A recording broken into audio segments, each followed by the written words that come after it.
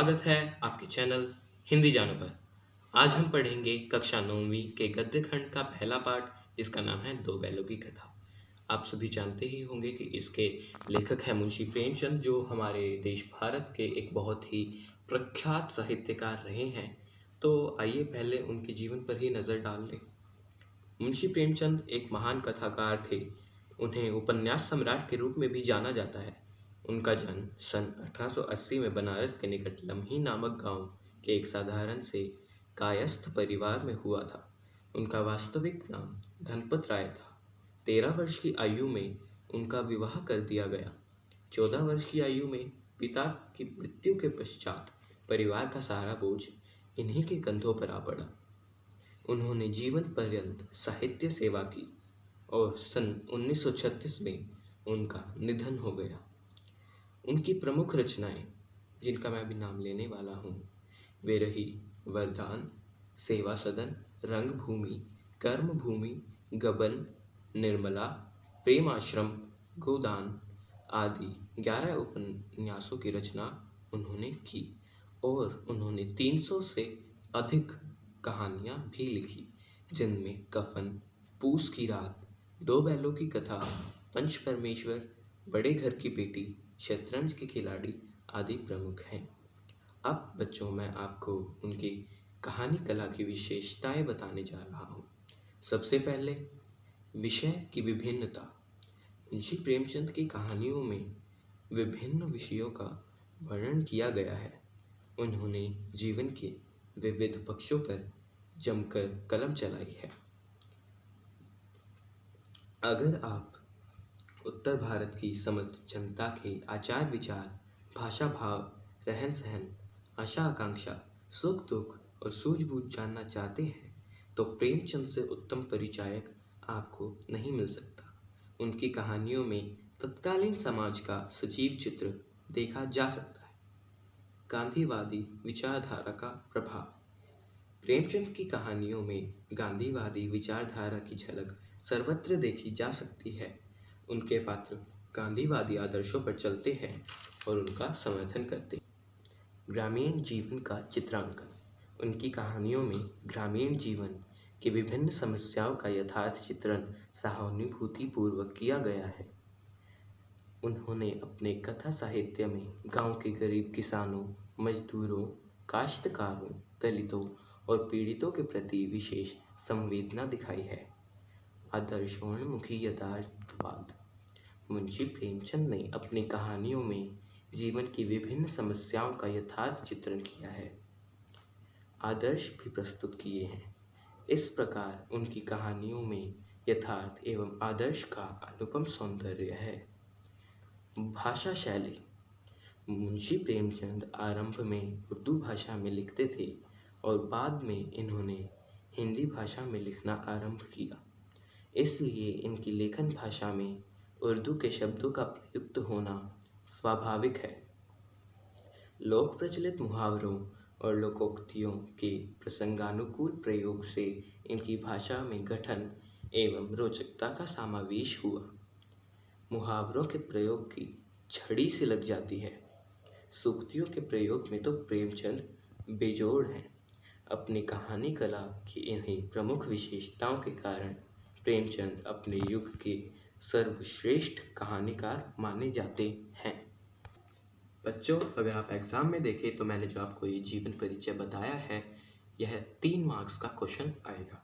तो चलिए अब पाठ के सार की तरफ चलते हैं। कहानी का सार कुछ इस प्रकार है। लेखक ने बताया है कि जानवरों में सबसे मूर्ख गधे को माना जाता है, क्योंकि वह अत्यंत सीधा और सरल है। वह किसी बात का विरोध नहीं करता। अन्य जानवरों को कभी न कभी गुस्सा आ जाता है, किंतु गधे को कभी गुस्सा करते नहीं देखा गया। बैल के विषय में लोगों की कुछ और ही धारणा रही है, तभी तो उसे बछिया का ताऊ कहते हैं। किंतु यह बात सच नहीं है, क्योंकि बैल को गुस्सा भी आता है, वह मारता भी है और अड़ियल रुख भी अपना लेता है। इसलिए उसे लोग गधे से बेहतर समझते हैं। बच्चों, एग्ज़ाम में इस अनुच्छेद से भी बहुत सारे क्वेश्चंस आ सकते हैं, और जिनमें सबसे प्रख्यात है बछिया का ताऊ किसे कहा जाता है। तो चलिए चलते हैं अगले अनुच्छेद पर। छुरी काची के यहाँ दो बैल थे। एक का नाम हीरा, दूसरे का नाम मोती था। दोनों सुंदर, स्वस्थ और काम करने वाले थे। दोनों में पक्की मित्रता थी। दोनों साथ साथ रहते और काम करते थे। संयोगवश एक बार छुरी ने दोनों बैलों को अपने पत्नी के भाई गया को दे दिया। बैलों को लगा कि उन्हें बेच दिया गया है, अतः गया को बैलों को घर तक ले जाने में बहुत कठिन परिश्रम करना पड़ा। शाम को जब वे गया के घर पहुंचे तो उन्होंने घास को मुंह तक नहीं लगाया। दोनों आपस में मूक भाषा में सलाह कर रात को रस्सियां तुड़वाकर झूरी के घर की ओर चल पड़े। झूरी प्रातःकाल उठकर देखता है कि उसके दोनों बैल नाद पर खड़े घास खा रहे हैं। झूरी दौड़कर स्नेहवश दोनों को गले से लगा लेता है।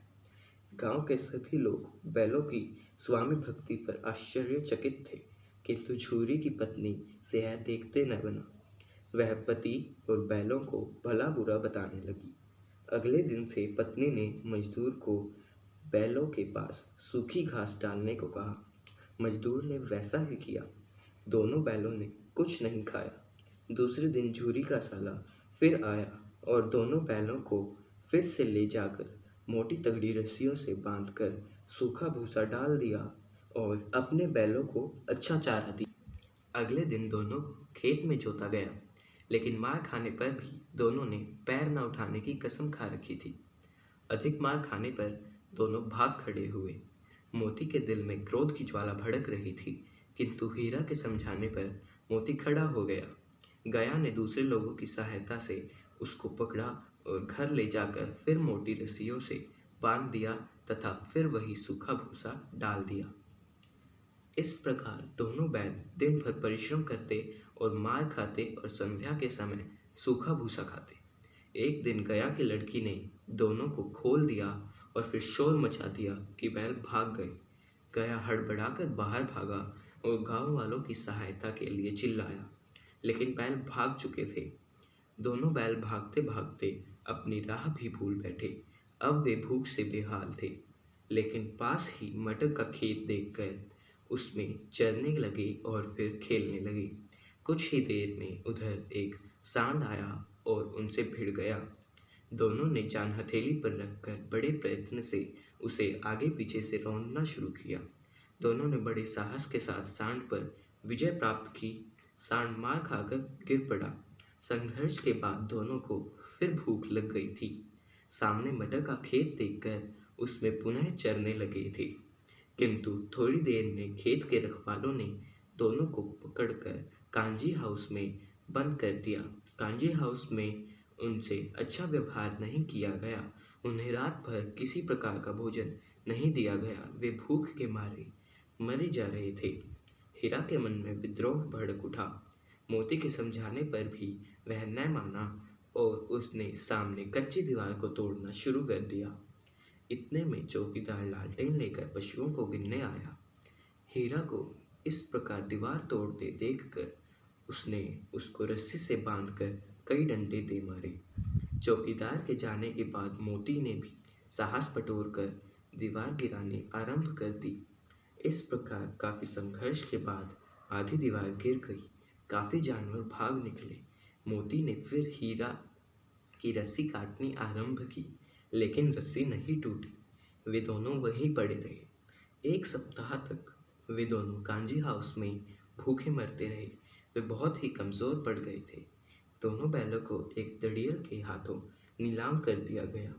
दड़ियल उन्हें लिए जा रहा था कि दोनों को परिचित राह मिल गई और वे उससे छूटकर सीधे झूरी के घर जा पहुँचे। झूरी धूप सेक रहा था। बैलों को आता देखकर उसने उन्हें गले से लगा लिया। झूरी और दड़ियल में झगड़ा हो गया, किंतु बैलों को फिर वही स्नेह मिला।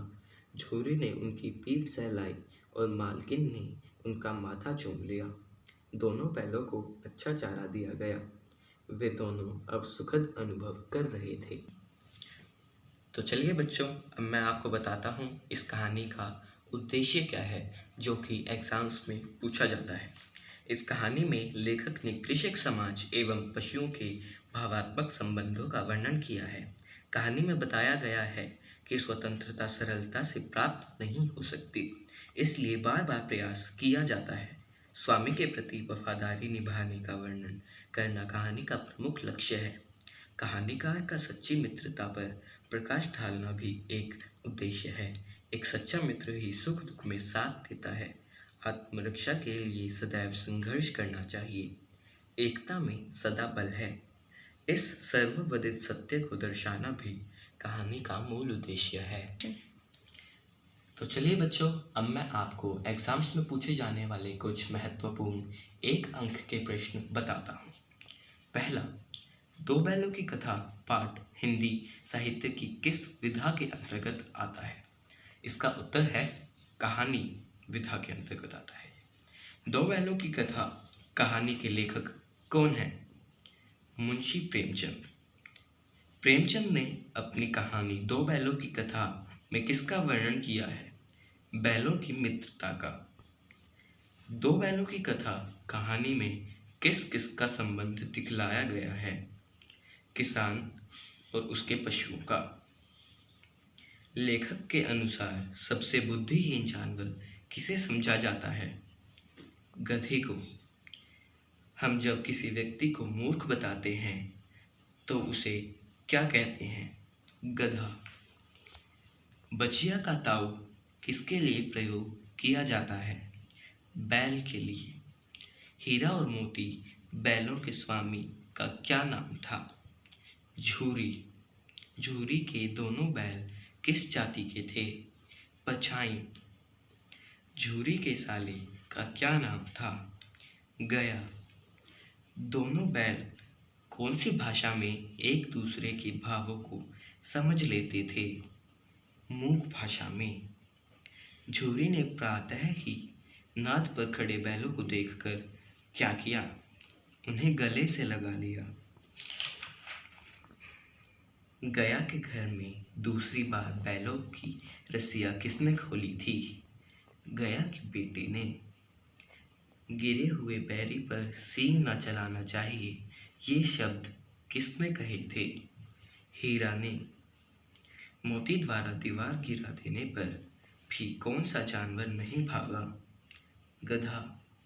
दोनों बैलों को कांजी हाउस में कितने दिन रहना पड़ा था?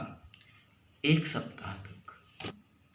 तो बच्चों, अगर आपको हमारी ये वीडियो अच्छी लगी हो और आपके इससे कोई मदद हुई हो तो इसे लाइक कीजिए, शेयर कीजिए और हमारे चैनल हिंदी जानो को सब्सक्राइब कीजिए और उस बेल आइकन को दबा दीजिए ताकि आप हमारी वीडियो का आनंद उठा सकें और हम ऐसी ही और वीडियोस आपके लिए बना सकें।